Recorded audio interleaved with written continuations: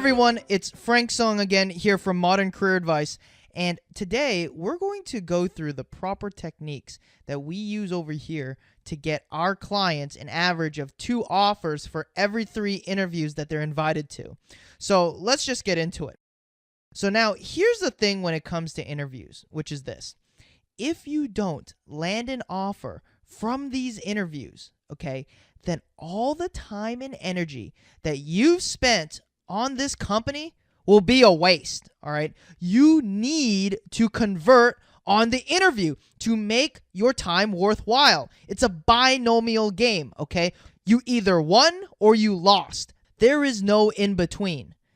So let's get into how people typically prepare for interviews and the advice that's out there, which pretty much goes like this, right? First, you Google the company's website because you probably forgot that you even applied there in the first place, right?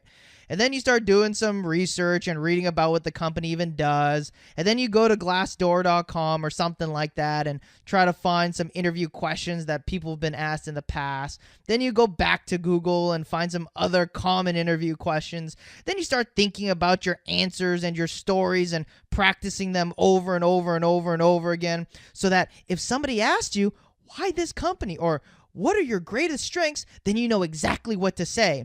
And then you have people telling you, wait, not only that, use the STAR method. Ooh, right?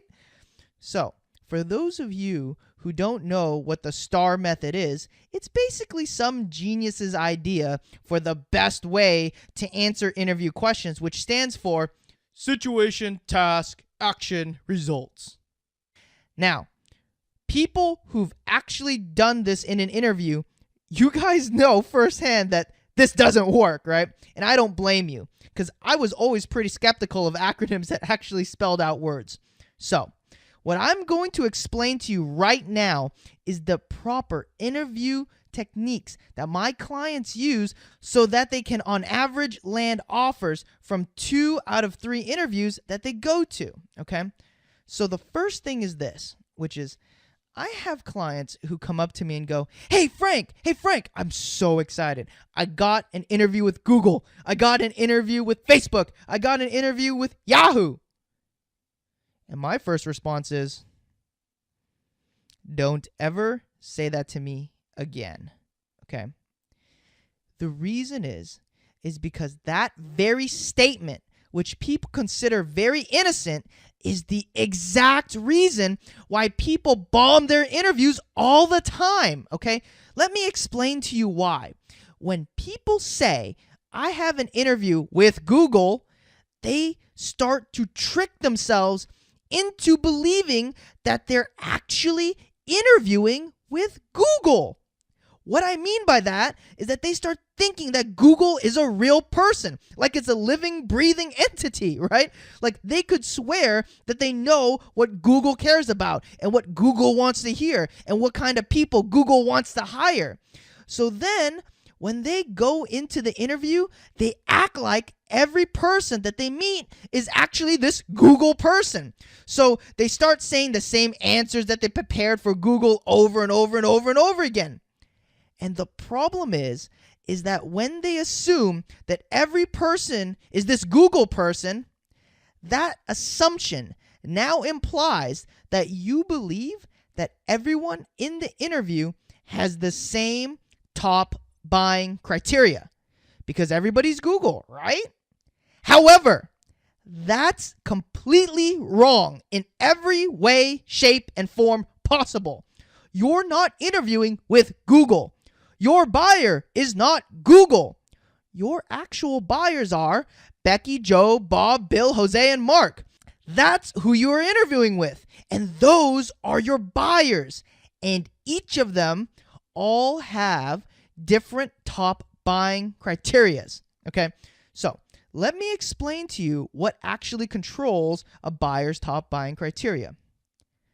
The main thing that controls a top buying criteria is how the buyer will interact with the solution, okay? Let me give you an example. Imagine back in the day when you were in high school or something like that, and if you had to bring one of your parents with you to go buy your first car, right? Now, for you, what's at the top of your mind when you're thinking about buying a car when you're at that age, right? You're probably thinking, ooh, I can't wait till I'm stunting in the parking lot, go to prom with it, go to parties anytime I want, drive around with my friends anytime I want. So based on how you will be interacting with the car, your top buying criteria will probably be how cool it looks or the sound system, right? But now, let me ask you a question. Is your mom going to be stunting in the parking lot or going to prom or going to parties with your friends whenever she wants? Of course not, right? She's going to be sitting at home, worried sick about your safety and paying that car bill every month. So her top buying criteria is probably not how cool it looks or the sound system, right? It's probably safety or affordability. But it's the exact same car. How someone will be interacting with that solution dictates what their top buying criteria will be. Okay?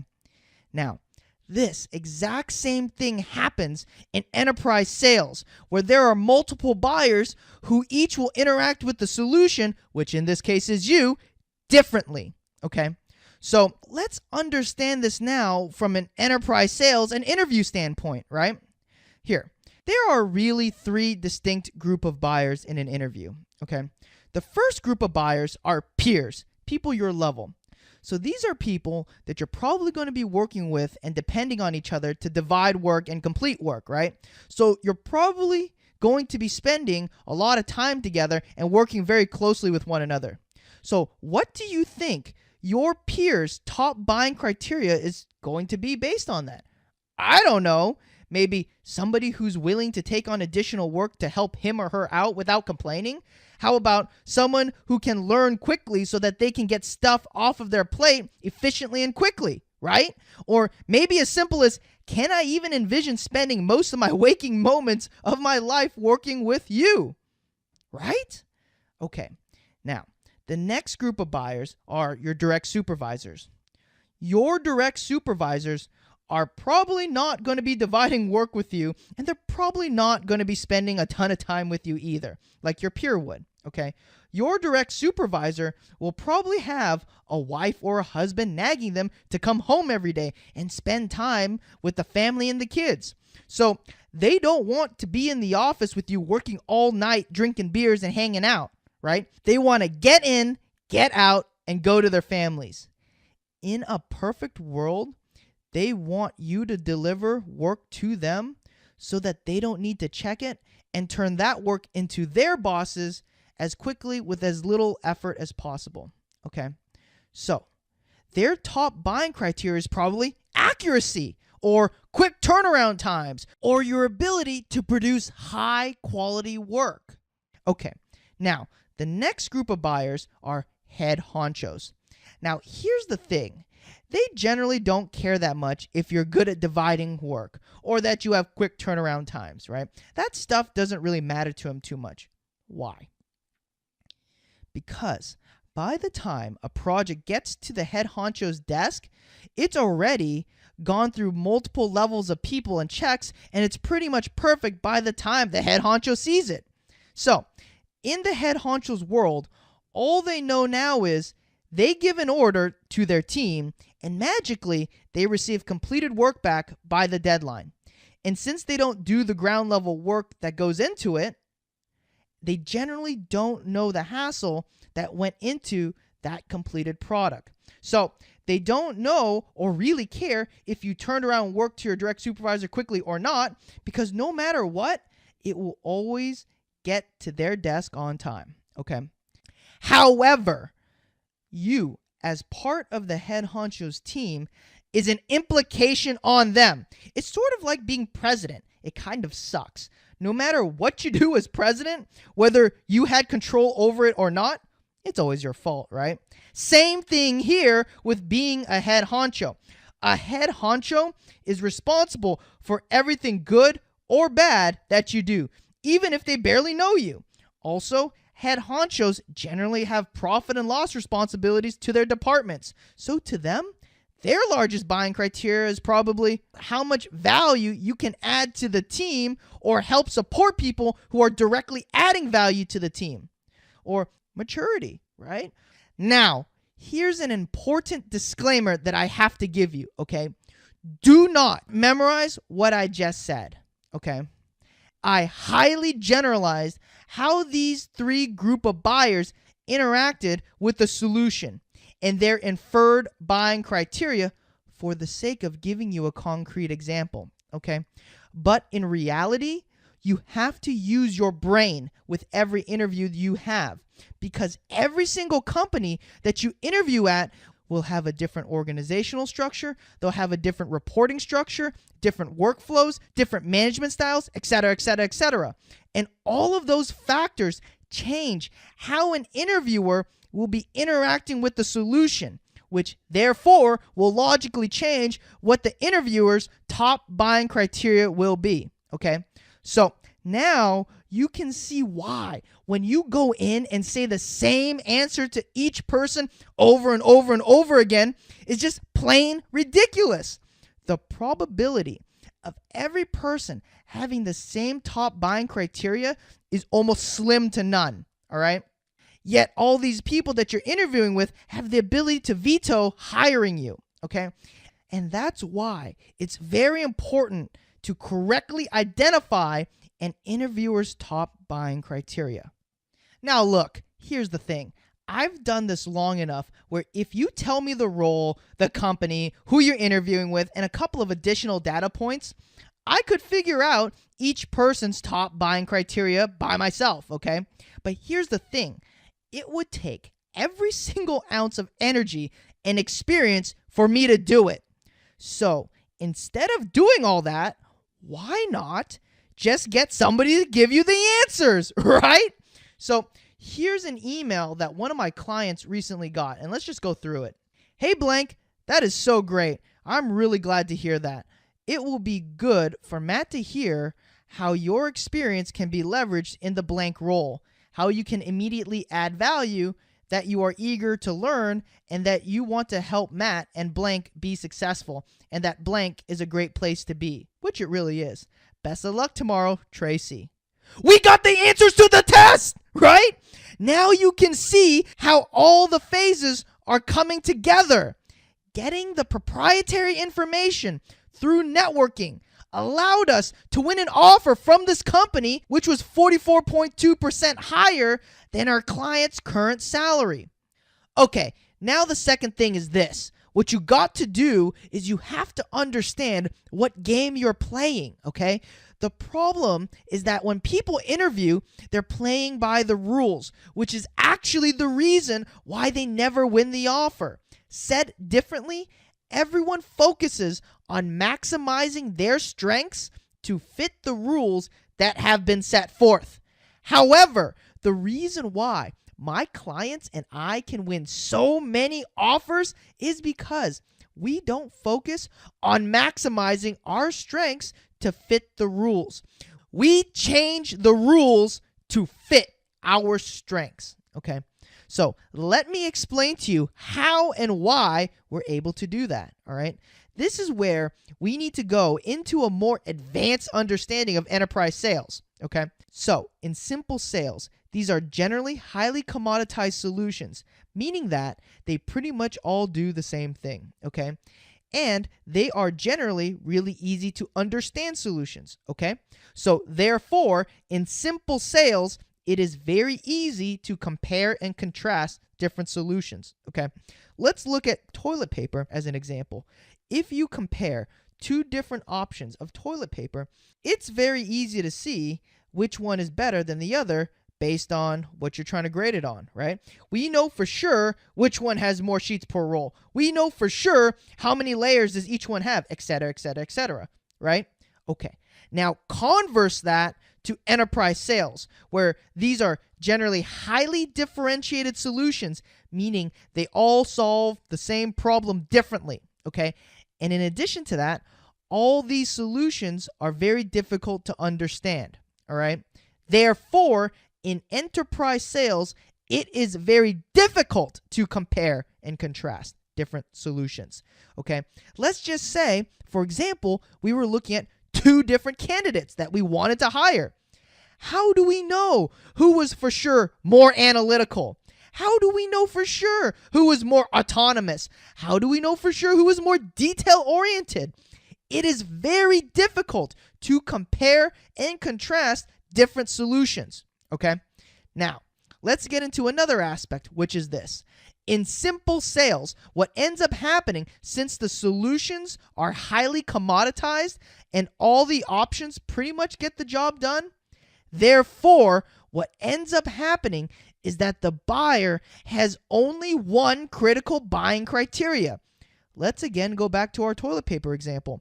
Since toilet paper, no matter what you choose, pretty much cleans up the mess the same way, what ends up being your critical buying criteria when you're buying toilet paper? Price, right? Okay, now converse that to enterprise sales, where these are highly unique and differentiated solutions, meaning that there are multiple different solutions of solving the same problem, okay? Therefore, what ends up happening here is that buyers have multiple top buying criterias, okay?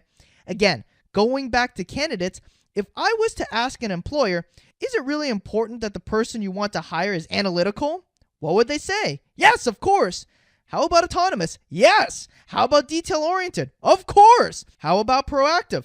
That's a must, right? Of course they would say all those things are important. In enterprise sales cycles, buyers have multiple critical buying criteria, okay? All right, now let's get into the third variable, which is this. In simple sales cycles, because solutions are easy to understand, because solutions are easy to compare and contrast, and because of the fact that solutions are highly commoditized, therefore, there is generally third-party advice available. So the buyer does not need to rely on the seller to educate them about the solution, okay? Said differently, if you were looking for the best toilet paper again, okay, and you do a Google search for which is the best toilet paper, you'll get a ton of results. For toilet paper alone, there are a bunch of websites that has rated and reviewed and recommended which is the best toilet paper, okay? Therefore, I do not need to rely on the seller to inform me on the best toilet paper. I can just read the internet. Okay, now converse that to enterprise sales, where again, these are very difficult to understand solutions. And these solutions are difficult to compare and contrast. And that solutions are highly differentiated. Therefore, there is generally no third-party advice available, so the buyer must rely on the seller to educate them about the solution, all right? Let me ask you a simple question. Where could I get information when you were detail-oriented? Can I just Google when you thought critically? Is there a Yelp review for when you were analytical? I can't, right? Therefore, in enterprise sales, a very common characteristic is that the buyer has to rely on the seller to educate and advise them about the solution. Okay, now, here's the so what about all of that. Okay, in simple sales, because solutions are easy to compare and contrast, because there is only one critical buying criteria, and because there is generally third-party advice available so that the buyer does not need to rely on the seller to educate them. Okay, therefore, the buyer's buying criteria in simple sales cycles are generally set into stone. Therefore, you as a salesperson in a simple sales cycle is seen as no more than a mere representative that's going to give the buyer additional information that they want, okay? Now, converse this to enterprise sales, where solutions are difficult to compare and contrast, where there are multiple major buying criterias, and where there is generally no third-party advice available, so that buyers must rely on the seller to educate them about the solution, all right? Therefore, the buyer's buying criteria in enterprise sales cycles are not set into stone, okay? Which therefore means you have a unique opportunity to augment, change, and influence the buyer's buying criteria. Okay?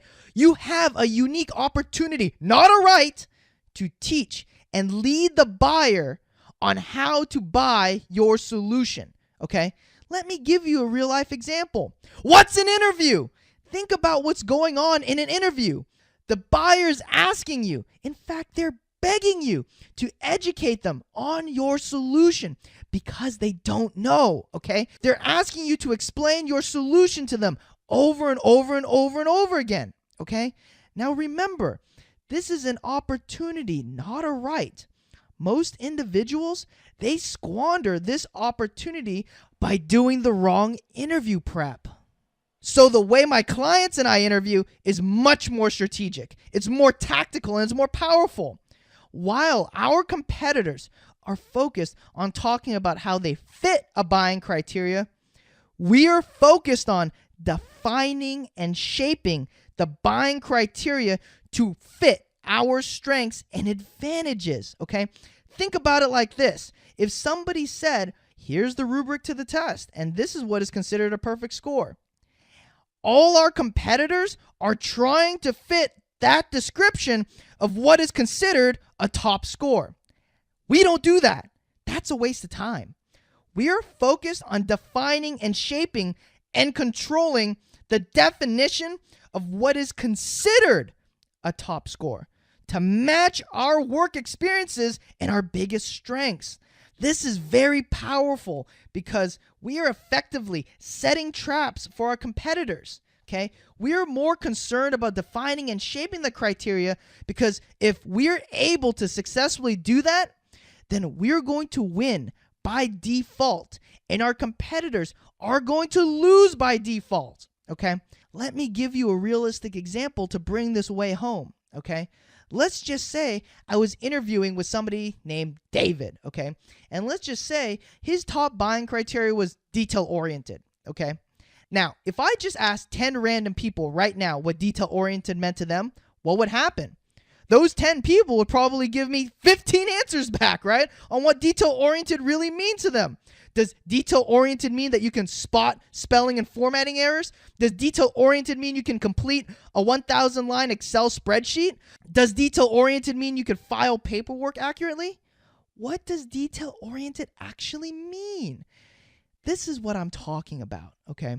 All of our competitors are so focused on listing all the times that they were detail-oriented, whereas my clients and I are focused on defining and shaping the definition of detail-oriented that the buyer should use to grade who will be the most successful in the role, okay?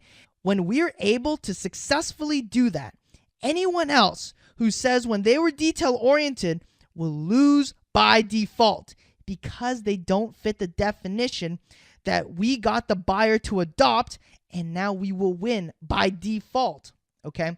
Now, the second strategy that you can use is this. Since the buying criterias are not set into stone, you can actually move buying criterias around to fit what you're strongest in, okay? For example, if I saw that analytical is something that my buyer thought was kind of important, but might be leaning more towards detail-oriented, I'll make a play to get the buyer to adopt analytical as a more important buying criteria because I know that I'm stronger in analytical than detail-oriented, okay? Okay. Now, the best one of all, this is my ace in the hole, okay? This is what I call a blockade. This is my nuclear bomb that I use to just completely destroy my competitors and win all the offers, okay? This is the strongest one I have, which is when I create a brand new top buying criteria that, of course, only I can fulfill. The reason this is so powerful is because when you successfully do this, you completely block every other competitor from getting the offer. This is a huge proprietary advantage. Now, the third thing you got to do is credibility, but it's credibility from a different standpoint now, okay? Let me explain to you why. Again, going back to simple sales cycles, remember, these are easy to understand solutions. These solutions are easy to compare and contrast. And in addition to that, there is a lot of third-party advice available so that the buyer does not need to rely on the seller to educate them about the solution. Okay? So, therefore, the credibility of the salesperson and the actual solution is detached. Said differently, the credibility of the salesperson does not reflect upon the credibility of the solution itself. Okay? Let me give you an example to illustrate this. Let's just say you went to go to Best Buy or something like that to buy a TV. Okay? And since TVs are easy to understand solutions, you probably already have an opinion and know what you like in a TV that you would want to buy for your house because TVs are easy to understand, right? Okay. And since TVs are easy to compare and contrast, you're probably deciding between different TVs by what you believe is most important, like price or size or how good the screen looks or something like that, okay? And in addition to that, I'm pretty sure that you did some internet research on Amazon or something like that and pretty much already know which TV you wanted based on the reviews. So, if a salesperson came up to you at Best Buy and it wasn't credible, like let's just say the person didn't know anything about TVs, does that make you feel like this TV is not a good TV anymore just because the salesperson who came up to you doesn't know what they're talking about? Of course not, right? Why? It's because you don't need to rely on the salesperson to help you make a decision, okay? You relied on your own opinion, your ability to pick the best TV for yourself, and the information you read online. The point is that the credibility of the salesperson did not affect your perception of what you thought was the best TV. Okay, now, converse that to enterprise sales where, again, these are difficult to understand solutions. And solutions are difficult to compare and contrast. And in addition to that, there is no third-party advice available. So the buyer must rely on the seller to educate them about the solution. Okay? So, therefore, the credibility of the salesperson and the actual solution are infused. Said differently, the credibility of the salesperson does reflect upon the credibility of the solution itself. And to illustrate the point, let's just say you had some kind of rare disease, like you were one of two people in the entire world that has this disease. And let's just say this doctor came up to you and said that he had this blue pill that he's developed to cure your disease instantly. Now, here's the thing. Medicine is pretty difficult to understand as a solution, right? Like doctors who understand medicine had to go to school for decades and study intensely just to understand the topic. And so since it's difficult to understand, how are you going to know if this pill is safe or not? You don't, right? And remember, different medical treatments are really difficult to compare and contrast. How do you know whether the pill is the best treatment? How about surgery? How about a red pill instead? You just don't know. And in addition to that, there's no third-party advice available, okay? Like, you can't go on Wikipedia or at WebMD to see if this blue pill is their best solution. So, you have no near-term way of figuring out if this blue pill is the best thing on earth or a complete waste of time. So, what human beings start doing is they start looking at the credibility of the person who's advising it to see if the solution is a viable solution or not, okay? For example, pretend the doctor came in and he looked like he was no older than 25 years old, and he didn't really understand any of your symptoms, and he didn't ask very many questions and told you that he studies medicine in his spare time, right? You would probably now be really scared to take that blue pill thinking that it's not going to work. And trust me, I don't blame you. Now, pretend if somebody walked in who's 55 years old with gray hair, he was able to bring up all of your symptoms and know how you felt before you could even finish your sentences. And on the wall of his office, there were dozens of advanced degrees and awards from the medical community. right? You'll probably be at least willing to try and take the blue pill and probably actually strongly believe that it'll work. What ended up happening is that the person advising it is credible. So you associate that the solution itself as highly credible as well.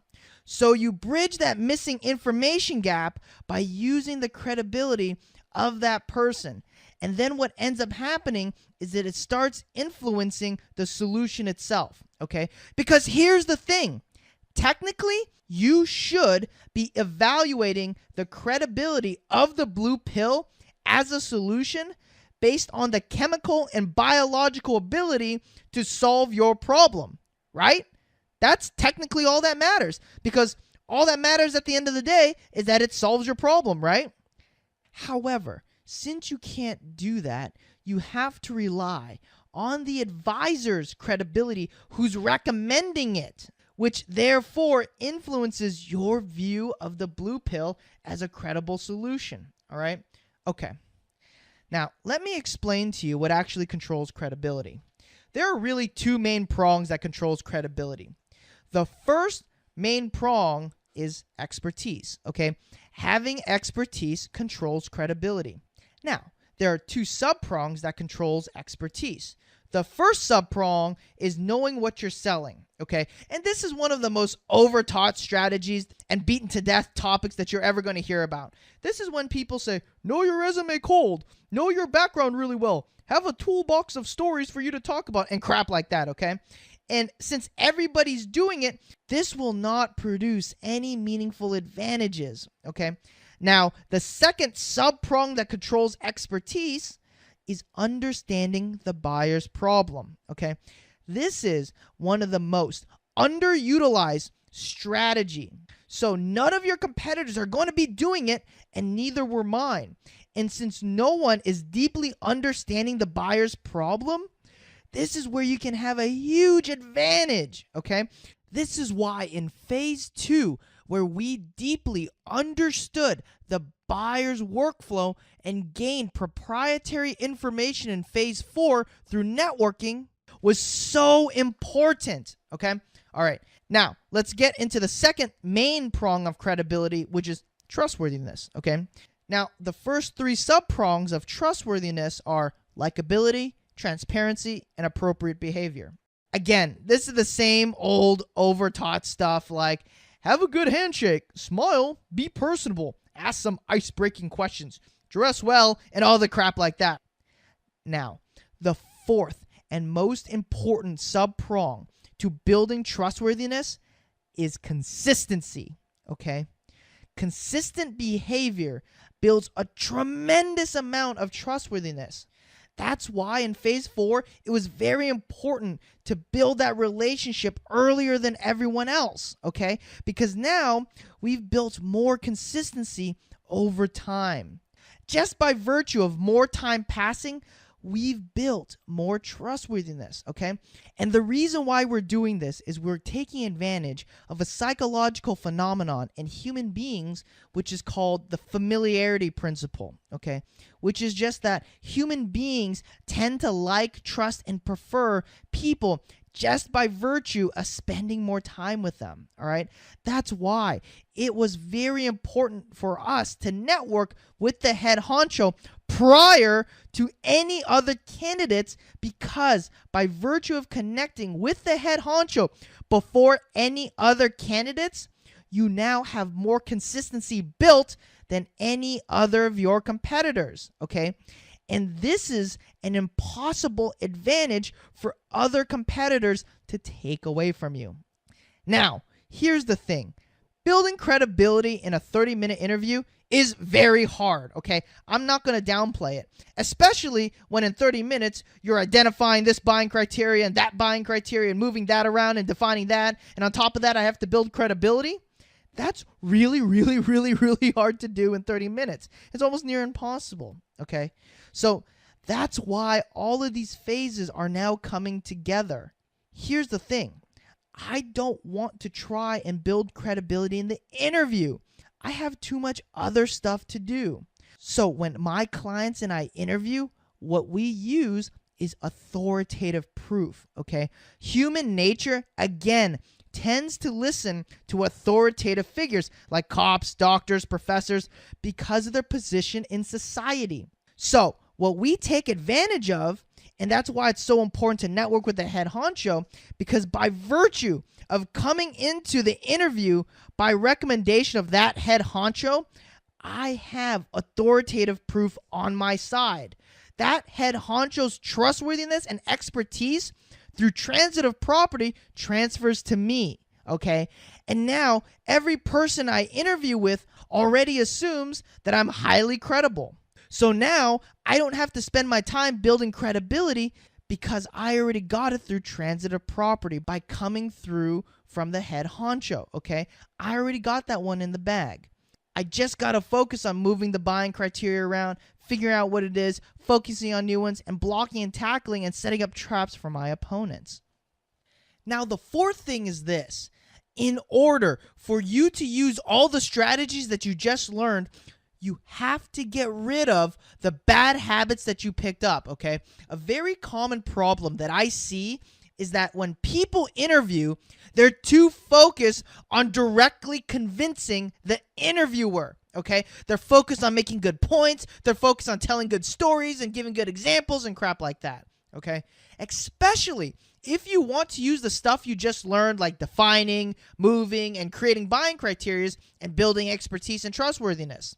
Like, I will be the first to warn you that if you want to use the proper interview techniques and use what I just taught you, you cannot go into the interview and just be like, hey, this is why you should adopt my experience as the definition for this, or this is why you should care less about that buying criteria and more about this because I have it, or hey, this is why I should be your top choice, or hey, this is an important buying criteria that you should have, or hey, this is why I'm an expert and why you should trust me.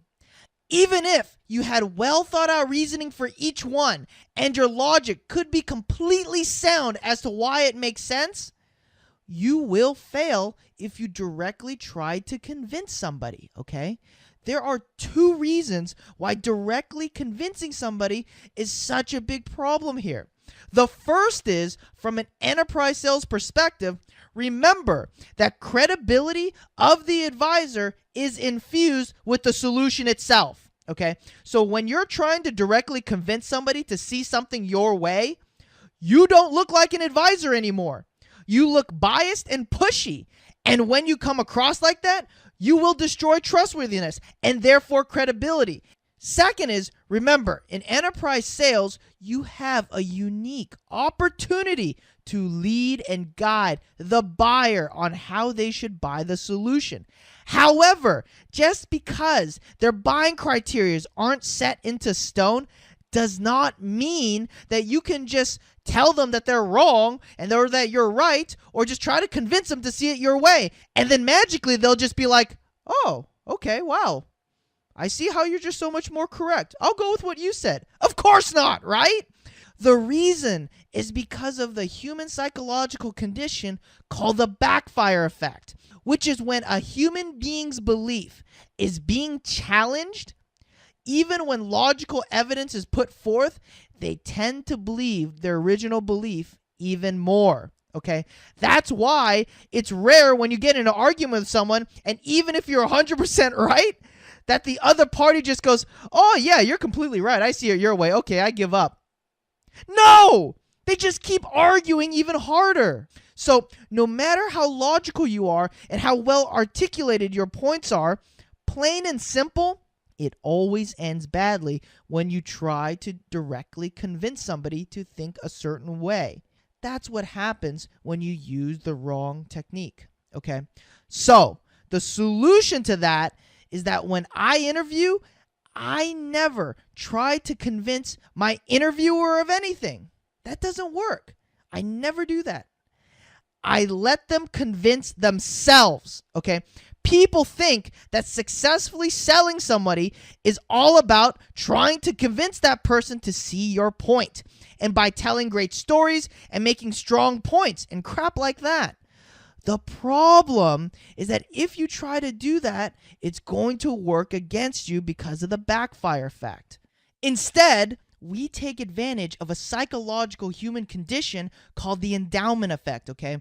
Which is effectively the point that human beings place more value on things just because they own them, okay? Scientists have proven this by the fact that people seek much higher prices when they sell something that they own than they would be willing to pay for to purchase the same product, okay? For example, have you ever heard of somebody selling something that they owned at a higher price than it should have been? If this sounds familiar, that's because of the endowment effect, okay? In any given transaction, there are two numbers, okay? The first is the amount the buyer is willing to pay, and the second number is the amount the seller is willing to accept, all right? In general, one person's willingness to accept and another person's willingness to pay should be the same for the same item, okay? However, this isn't how humans work. Of course not, right? We are much more likely to place a higher value on things simply because we own it, rather than if we didn't own it. For example, the used car market is a very interesting case for this because there is a ton of data like Kelley Blue Books and all those websites that tell you how much the quote-unquote right and fair price of that car should be. But even with all that data out there, owners commonly still overvalue their asking price even if there's data out there. And whereas the people who are looking to buy it are still willing to pay less for it, even though there's data out there. This differential is the endowment effect happening in real life. In summary, since people place more value on things that they own instead of things that they don't, when I'm interviewing, I'm not focused on trying to convince and sell them, because even if I'm successful, it isn't the most effective method because it's not their idea. I'm focused on planting seeds and getting them to develop the thought of why I'm the best fit for each of their buying criteria on their own. I want it to be their idea, because by allowing my interviewer to develop the idea on their own, that is a much more powerful interview strategy, and it takes advantage of the human psychology. To give you an example, if you ever seen the movie Inception with Leonardo DiCaprio, that's the proper interview technique. And the reason why this is so powerful is because if I'm able to successfully have the person develop why I'm a good fit themselves and have them own that idea, then I take advantage of another human psychological phenomenon called confirmation bias, okay?